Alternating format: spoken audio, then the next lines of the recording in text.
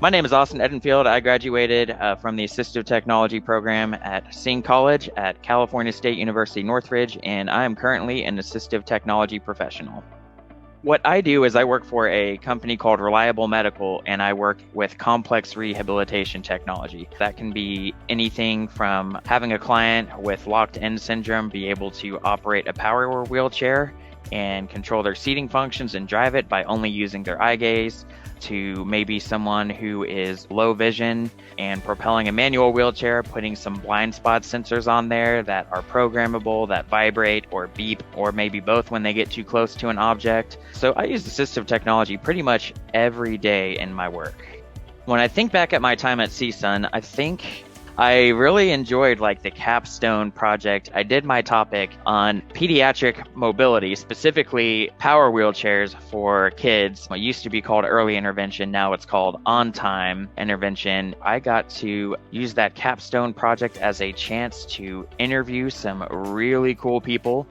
One of the people who wrote many of the peer-reviewed journal articles, I ended up getting the opportunity to work with her at a pediatric clinic here and actually do some assessments for some kiddos with her. CSUN program helped me get ready for my career was in two distinct ways. One, learning about the various models of disability.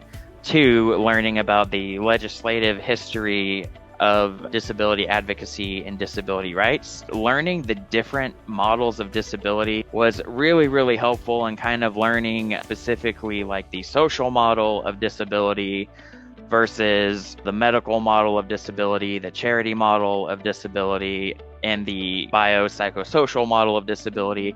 Being familiar with the Rehab Act, the ADA, IDEA, Section 504, all of that definitely helped me be a more effective advocate. And then I also learned a lot from my peers in the program. I picked up a lot of great knowledge and tidbits and tips and tricks for areas that I wasn't really that strong at, such as working with the blind and low vision population, or even areas that I do consider myself very strong at, such as augmentative alternative communication. We had a couple different students in there that were very well versed in AAC, and it was really cool to have those in-depth conversations and pick their brains and take away from it. So I think those are some of the main ways that the program helped prepare me.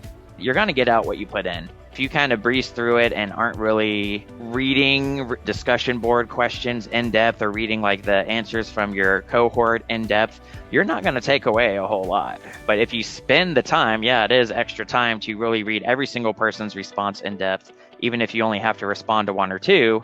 Reading everyone's responses in depth is going to make you a better AT practitioner and advocate. So that would be my piece of advice.